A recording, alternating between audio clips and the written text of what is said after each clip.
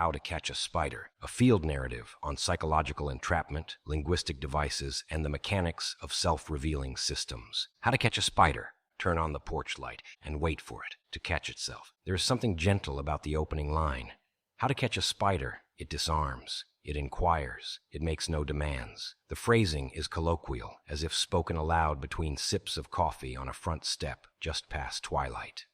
The question is not loaded, not aggressive, not even anxious. It is tender curiosity, posed as instruction, but a quiet kind, the kind passed between generations, not printed in boldface on a manual. And then it begins to unfold, not answer directly, but sidestep, redirect. The second line, turn on the porch light. This is not a command of force. It does not tell you to trap, to chase, to swat, to corner. Instead, it asks you to illuminate. Do nothing more than make visible the structure in which the spider operates. It is this move, this choice to illuminate rather than pursue, that begins to expose the brilliance of the short. Because the spider, literal or otherwise, is a creature of habit, of pattern, of sensitivity to vibration and disturbance.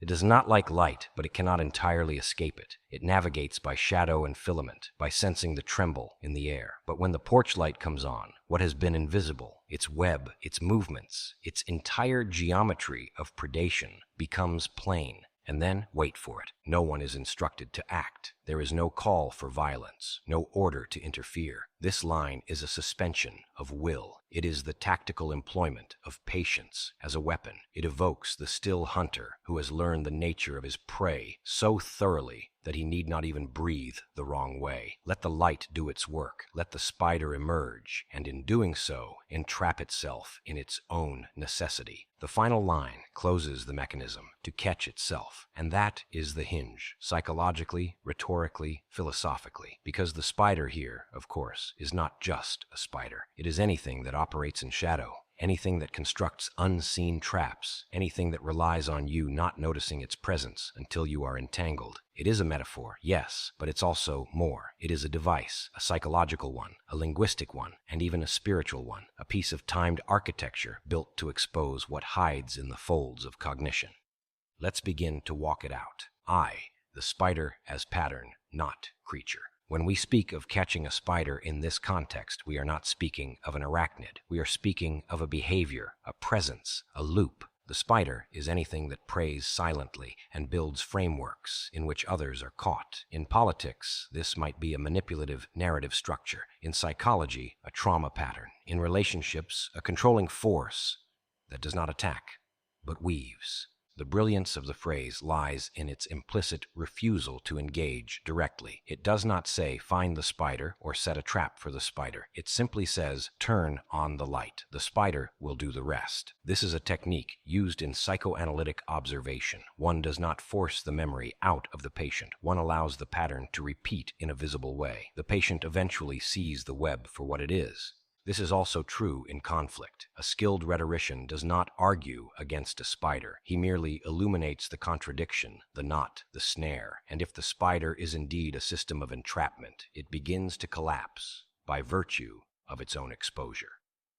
Second linguistic structure as machine. Each line in this short functions as a moving part. Line 1, the question. It opens the aperture, it sets the terms, it creates a gentle but tight ring around a specific conceptual field. Catching, spider, technique. Line 2, the switch. A surprising action is introduced. No mention of the spider itself, only the action of turning on a light. The direction of the question shifts. Line 3, the wait. Here, time is introduced, not urgency, but suspended time. The speaker exits the system. He is no longer acting, he is observing. Line 4, the closure, the twist. The spider is not caught by force, but by its own nature. The phrase becomes self-sealing. This is a linguistic mousetrap, except it's a spider trap for systems of deception, and the bait is nothing but light.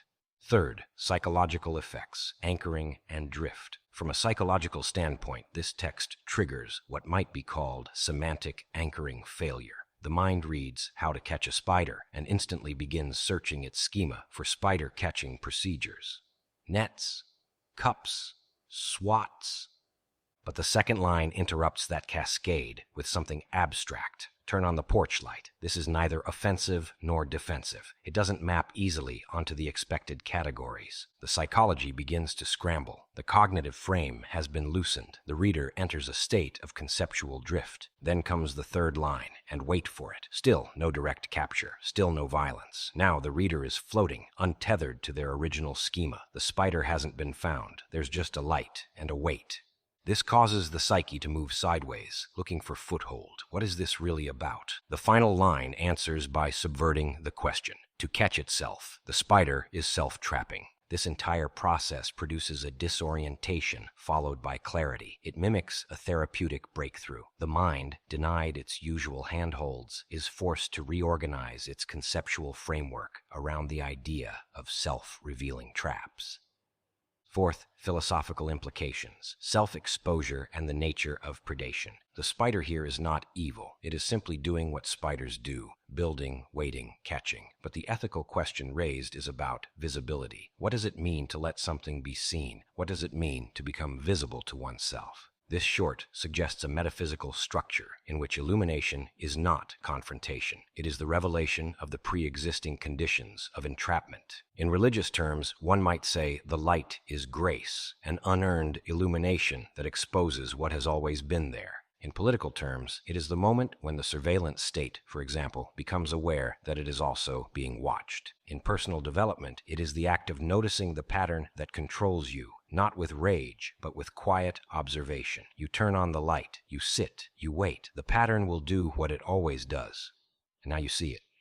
V. Tactical deployment of the phrase. Let us now consider this phrase not just as a poetic unit, but as a deployable tool. You are in conversation. You suspect a lie is being woven. You suspect a person is building a web. Instead of pushing, you simply say, let's turn on the porch light. This need not be literal. It could be a question, a spotlight, a restating of the facts, and then silence. Let the pattern emerge. Let the spider walk out onto the web it built, unknowing that the architecture is now visible. The phrase becomes an internal command as well, a calming device for those who deal with manipulation, gaslighting, or hidden aggression. Don't chase it, just turn on the light and wait. Sixth, origins and evolution. It is difficult to say whether this piece is aphorism, poem, code, or prayer. It contains aspects of all four. It could be said to originate in ancient tactics of watchfulness. Zen archers spoke of waiting for the target to arrive. Mystics spoke of letting the demons show themselves. Intelligence agents call it pattern surveillance.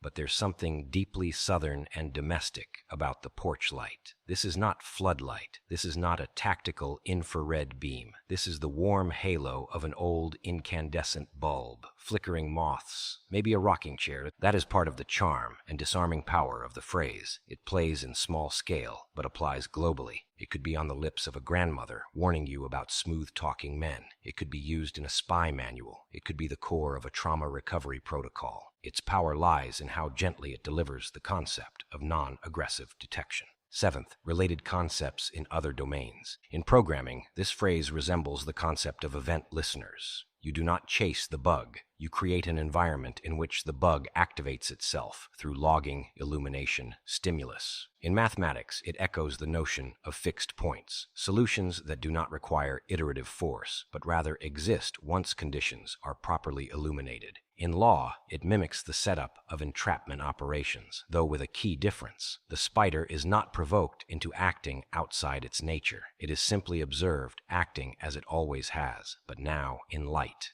In spiritual warfare, the metaphor is familiar. Do not attack the dark directly. Bring in the light. That which cannot abide it will reveal itself. In systems theory, it reflects a preference for non-interventionist diagnostics. Alter the environment slightly and see what changes emerge. Eighth, implications for memory and trauma. The phrase also carries deep potential in therapeutic environments. Many trauma responses operate like spiders, hidden, building, automatic. The self is often a house with a dark porch. Turn on the light and wait. The body may flinch, the memory may stir, the nervous system may suddenly show its patterns. It has caught itself. The client did not do anything. They simply let the spider show itself. This is not passive. This is strategic surrender, controlled allowance. It is a recovery of power not through action, but awareness. 9.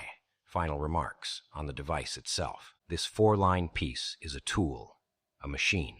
a blueprint, a sequence of moves. Its power is in its form, its timing, its refusal to escalate, its architecture. It works because it avoids the classic trap of opposition. You do not fight the spider, you do not destroy the web, you illuminate it, you wait, you observe the auto-collapse of the predator's own timing. It is, in this way, a weaponized form of grace, and perhaps that is the most dangerous thing of all.